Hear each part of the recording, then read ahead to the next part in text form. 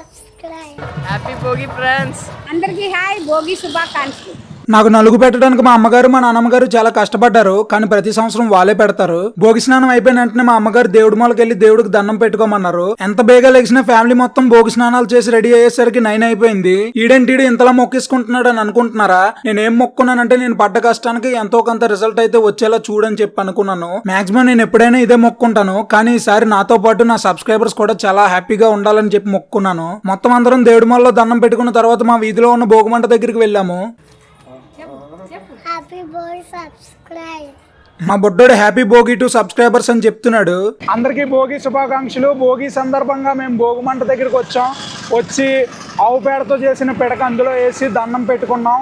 అంటే భోగిమంట ఎందుకు చేస్తారంటే మన ఇంట్లో ఉన్న ఏ పాత వస్తువులైనా తీసుకొచ్చి భోగిమంటల్లో వేసి మనకి ఎప్పుడు ఎలాంటి అగ్ని ప్రమాదాలు అవి జరగకుండా కాపాడు అని దేవుణ్ణి మొక్కుకుంటారంట. ప్రతి సంవత్సరం ఇదిగో మా ఇంటి దగ్గర ఒక రామాలయం ఉంటుంది. ఆ రామాలయంలో ఏంటంటే భోగి రోజు రాముణ్ణి ఊరేగిస్తారు 4 తిరువీధుల్లో. సో ఆ సంబరం చాలా అంగరంగ వైభవంగా ఉంటుంది. అది మీకు చూపించబోతున్నాను. ఇదిగో మీరు చూస్తున్నారు కదా, ఇది రాముడి గుడి. ఈ రాముడి గుడిలో రాముడిని ఊరేగిస్తున్నారు.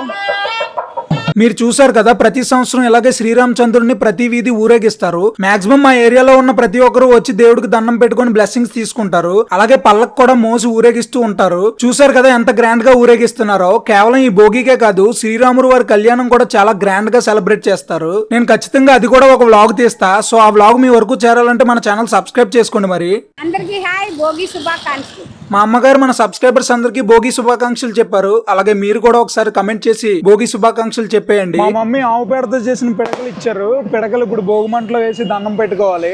ఇదిగో ఇదే ఆవు పేడతో చేసిన పిడక. మీ అందరికి తెలిసే ఉంటది, భోగిమంటలో సాధారణంగా ఏమైనా పాత వస్తువులు గానీ ఆవు పేడతో చేసిన పిడకలు గానీ ఇలాంటివన్నీ వేసి దండం పెట్టుకుంటూ ఉంటారు. మీరు చూస్తున్నారు కదా, ఈ ఆవు పేడతో చేసిన పిడకని మా మమ్మీయే 10 days ముందు చేశారు. ఇలా ఈ భోగిమంట కాలిన తర్వాత వచ్చిన బూడిదని బొట్టు కింద కూడా పెట్టుకుంటారు. మీరు చూసినట్లయితే నాకు మా తమ్ముళ్ళకి మా అమ్మగారు పెడుతున్నారు.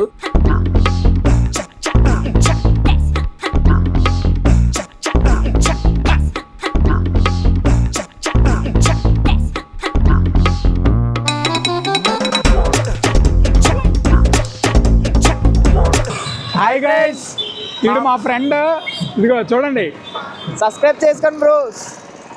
లోకేష్ బ్రూస్లీ. మొత్తానికి మా ఫ్యామిలీ మెంబర్స్ అందరూ కలిపి ఇలా దేవుడి గుడి దగ్గరికి వెళ్ళి దండం పెట్టుకుని ఆ తర్వాత భోగిమంట దగ్గరికి వెళ్ళి అక్కడ కూడా దండం పెట్టుకుని ఇంటికి రిటర్న్ అయిపోయాము. ఈ ఇయర్ కి మా ఫ్యామిలీ మెంబర్స్ తో భోగిని షార్ట్ అండ్ సింపుల్ గా చాలా నీట్ గా సెలబ్రేట్ చేసుకున్నాము. నెక్స్ట్ ఇయర్ అన్ని బాగుంటే ఇంకా గ్రాండ్ గా సెలబ్రేట్ చేసుకుని ఆ వ్లాగ్ కూడా మీ వరకు తెచ్చే ప్రయత్నం అయితే నేను చేస్తాను. మన ఛానల్ సబ్స్క్రైబ్ చేసుకోకపోతే వెంటనే సబ్స్క్రైబ్ చేసుకోండి. ఇంకా మంచి కంటెంట్ మీ వరకు చేరుతుంది. అలాగే అందరికి once again happy Bhogi to you and your family members.